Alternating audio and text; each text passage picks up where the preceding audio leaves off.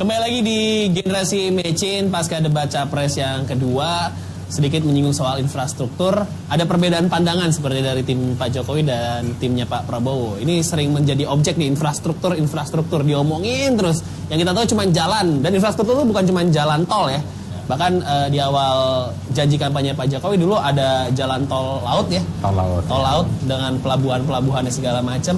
Nah ini saya mau nanya ke Mas Nuki, apa sih yang membedakan pandangan, saya nggak tahu, pandangan ekonomi atau pandangan politik lah ya, soal pembangunan infrastrukturnya era Pak Jokowi sekarang, Mas? Ya jadi kalau tadi nggak tahu saya beri pencerahan ya bahwa posisi ilmu ekonomi itu di atas daripada pendekatan-pendekatan politik. Nah, jadi kita angkat diskusi ini dengan persoalan-persoalan ekonomi. Nah, pertama menurut pandangan saya secara holistik ya, seharusnya tata cara pengelolaan infrastruktur itu harus efektif dan efisien. Dari mana alat ukur dan dari mana parameternya, misalnya APBN ya. Walaupun APBN itu disetujui di DPR terhadap lintas partai baik oposisi ataupun yang saat ini incumbent, tetapi menurut pandangan saya haruslah efektif dan efisien. Contoh efektif dan efisien itu bagaimana? Apakah seluruh pekerjaan-pekerjaan infrastruktur atau proyek infrastruktur ini benar-benar menjadi kebutuhan dasar atau basic need gitu. Basic need. Nah, basic need apa? Contoh di pintu keluar jalan tol, apakah sudah ada ekosistem ekonomi yang hidup di situ, sehingga terwujudlah seperti yang tadi Mas Danung sampaikan, bahwa sebenarnya apakah ini dipergunakan untuk jangka panjang atau jangka pendek, kan itu bisa dikaji dengan visibility study yang visible gitu ya. Nah jadi menurut saya tidak masalah infrastruktur ini digas secara agresif gitu ya, tetapi yang terpenting adalah apa? Yang terpenting harus efisien dan efektif. Dan ini yang belum dilakukan soal efektif dan efisien. Nah, efisien dan efektif itu ada dua parameter. Apakah efisien dan efektif itu mengarah kepada pemerataan ekonomi atau pertumbuhan ekonomi gitu. Yang sekarang kita alami di Indonesia, kita mulai dari angka perolehan pertumbuhan ekonomi GDP. Tahun 2015 kita berada di angka 4,71. Terakhir kemarin ada di 5,18. Secara rata-rata ada di 5%. Janji Pak Jokowi pada debat tahun 2014 itu adalah 7%.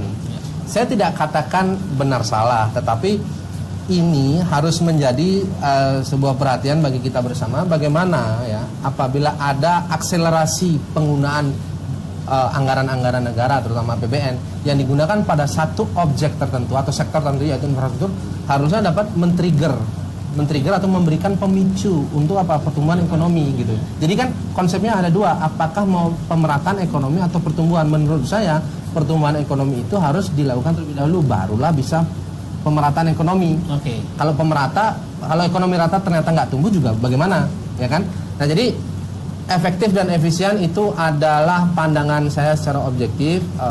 Infrastruktur tidak ada masalah sebenarnya dibangun secara agresif, karena negara berkembang seperti Indonesia yang memiliki status emerging market itu harus dimulai dari pembangunan infrastruktur. Kita lihat China, kalau kita ke Guangzhou dan Shenzhen, kita lihat Hong Kong, perkembangannya begitu pesat. Dimulai dari mana? Infrastruktur.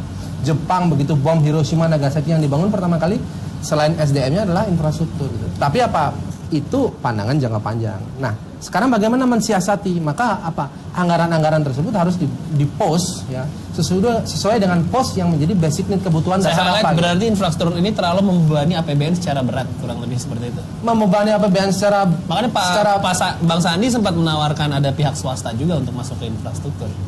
Ya, itu kan melalui triple P kan, public private partnership itu bisa. Tapi kan kita lihat agar jernih juga masyarakat melihatnya, triple P itu atau public private partnership itu juga porsinya juga tidak terlalu besar.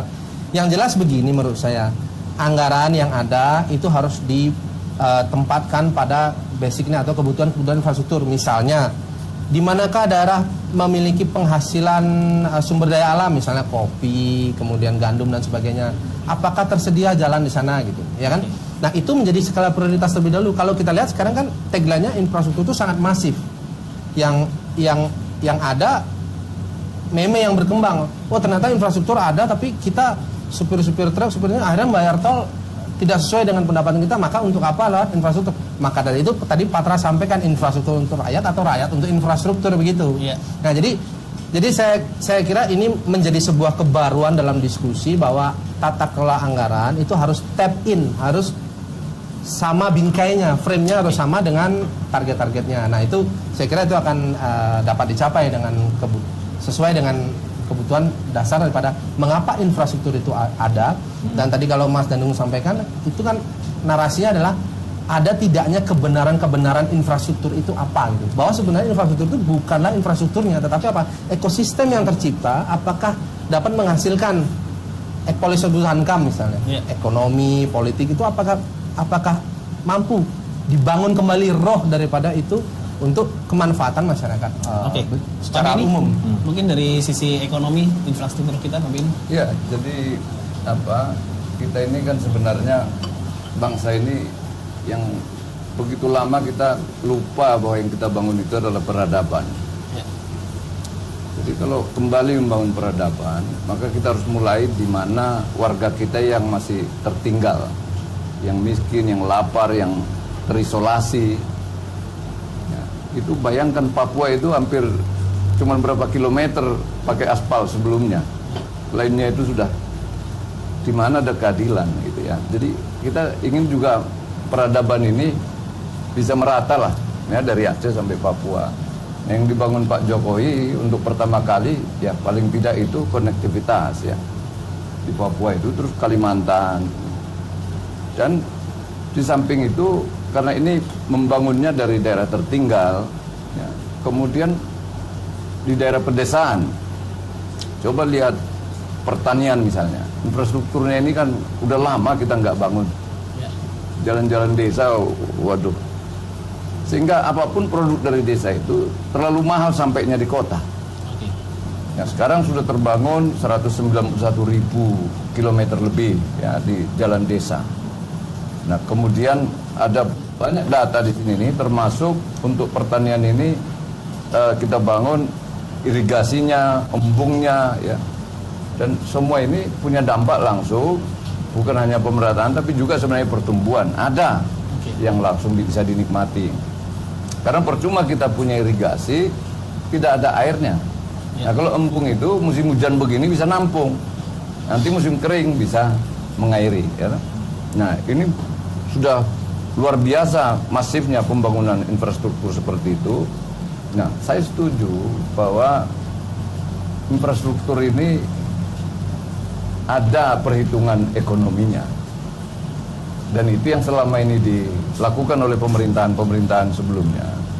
Tapi hasilnya ya cuman berapa kilometer yang bisa berdasarkan kelayakan ekonomi itu. Tapi manfaat yang dibangun Pak Jokowi sekarang ini dengan mempertimbangkan kelayakan sosial, keadilan ya, saya katakan tadi peradaban ini, itu memang jadi jangka menengah, jangka panjang, nggak bisa langsung ke pertumbuhan. Sekarang ini betul Luki. Tapi bukan berarti itu salah. Karena infrastruktur yang dibangun ini lebih banyak infrastruktur dasar, basic infrastructure. Yang harusnya tiap pemerintahan ini harusnya membangun masif. Karena itu infrastruktur ini urat nadi perekonomian. Urat nadi perekonomian, bayangkan ya kalau putus itu ya, satu urat nadi putus itu costly ya. Kalau tubuh kita pasti meriang kita. Nah, dengan urat nadi ini lancar semua ini, perekonomian itu akan semua itu fleksibel, dinamis, dan disitulah kita bisa menurunkan biaya logistik kita. Nah, kalau sekarang ini masih terasa mahal bagi kita, karena masing-masing ini belum mengadjust ini. Ini kan baru, jadi butuh sekian tahun. Nah, bahwa akibat daripada kita membangun peradaban, dari sisi kepentingan sosial, keadilan bagi seluruh warga masyarakat, maka memang beban ini terasa berat di awal ini. Ya, tapi jadi saya lihat dan ini tidak populer di tahun politik ya. Iya, seolah-olah itu langsung disalahkan karena itu. Tapi coba bayangkan setelah Jokowi nanti 2024 tidak lagi maju karena udah 2 periode. Lalu orang ngomong untung ada Pak Jokowi dulu membangun ini. Misalkan itu akan banyak generasi milenial sekarang menjadi saksi. Mereka kan saksi tuh, mungkin kita ini nggak lagi, tapi iya nanti mereka kan saksi. Saya ingat persis ini, dulu diprotes-protes ini. Tapi ternyata ya toh, setelah 2024 itu untung dibangun ini. Ya, ada yang menarik dari pernyataan Pak Benny tadi. 2024 setelah Pak Jokowi tidak menjabat lagi, berarti udah yakin menang. Itu contohnya. Harus optimis ya. Karena saya takutnya begini. Kenapa saya berpikir agak loncat sedikit? Karena kalau ganti sekarang ini, orang yang baik yang mau agresif di bidang infrastruktur kita ganti. Beda lagi. Ini saya takutnya mangkrak dan itu lain karena pertimbangan ekonomi lagi kelayakan di stop. Nah, kita cari yang layak ekonomi aja dulu.